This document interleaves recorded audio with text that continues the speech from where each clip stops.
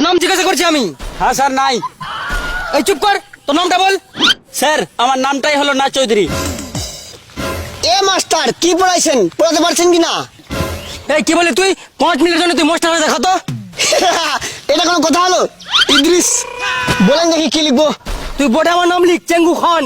Dengue খান, ডোয়েকা আর উয়া গুঙ্গু, খালি খান লিখলে হবে না? না, তাহলে আপনার বাবার নাম বলেন। বাবার নাম লম্বু খান। লম্বু খান, লো रुको जरा। মোয়ে বুম্বু। এ কেমন দোতলা নাম। দোতলা নাম? আচ্ছা আপনার গ্রামের নাম বলেন, ওটা লিখে দিচ্ছি। গ্রামের নাম ডিংডিঙ্গাপুর। এইটা আবার তিনতলা, কত ডিং ডিঙে লেখা কি মুখের কথা? তুই যদি লিখতেই না পারিস তো মাস্টার হলি কেন? স্যার ফালতু করে বলবেন না, মুই সব পারি। তাহলে তুই লিখতো ডেঙ্গু। স্যার পাগলাম করবেন না, কত সব নামাতে দোতলা তিনতলা শব্দ। ডেঙ্গু লিখতে কয়ে মুই একতলায় পারুন না, মোকে ডেঙ্গু লিখতে হয়। ডেঙ্গু ডেকা ও গুঙ্গু, কত আমার মুখে আসে না। এই তোরা বলতো সূর্য বেশি দূরে না আমেরিকা বেশি দূরে? স্যার আমেরিকা বেশি দূরে। কিভাবে?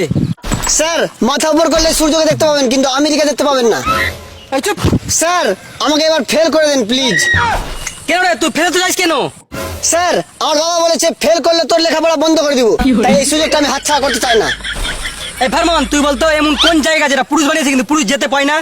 স্যার আমি বলবো লেডিস টয়লেট। এই চুপ। এই তোরা বলতো আমরা ঘুম পড়ে বিছানা যাই কেন? স্যার ঘুম পেলেও বিছানা আমাদের কাছে আসে না, তাই আমরা বিছানার কাছে যাই। আচ্ছা বলতো মশার হাতির মধ্যে তুলনা কি? স্যার একটা মশা হাতির গায়ে বসতে পারে, কিন্তু হাতি মশার গায়ে বসতে পারে না। এই ফারমান তুই বলতো বোর্ডে কি লেখা আছে? বলো স্যার, এফ এ ফা সি সি ফাঁসি, বি ডাবল কে বুক, ফাঁসি বুক। স্যার ওই ভুল বলছে, বোর্ডে ফেসবুক লেখা আছে। এই তুই আমার কাছে টিউশন পড়িস, তাহলে তোর অ্যান্সার রাইট আছে, এটা ফেসবুক হবে। এবার বলতো এটা কি লিখলাম? স্যার এটা NIC নাইস লেখা আছে। হ্যাট, এ নাই নি সি সি নিসি, নিসি লেখা আছে। না স্যার নাইস লেখা আছে। হ্যাট, হ্যাঁ যেটা ফারমান বললো সেটাই ঠিক, এখানে নীতি লেখা আছে। এই তুই স্কুলে ফিস কবে জমা দিবি? আর এই ফারমান তোর 2 মাস থেকে ফিস বাকি আছে, তুই কবে দিবি জমা ফিস?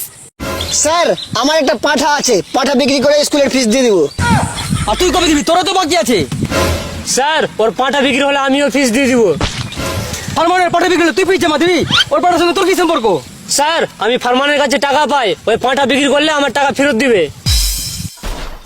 আর তুই, তোর তো ফিস বাকি আছে, তুই কবে জমা দিবি? স্যার ফারমানের পাঠা বিক্রি হয়ে গেলে আমি ফিস দিয়ে দেবো। কেন তুই ফারমানের কাছে টাকা পাচ্ছিস নাকি?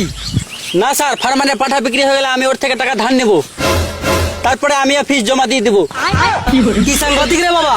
এই ফারমান তুই পাঠাটা তাড়াতাড়ি বিক্রি করিস তো। হ্যাঁ স্যার আপনি চিন্তা করবেন না, একটু ভালো দাম পেলে আমি পাঠা বিক্রি করে দিব।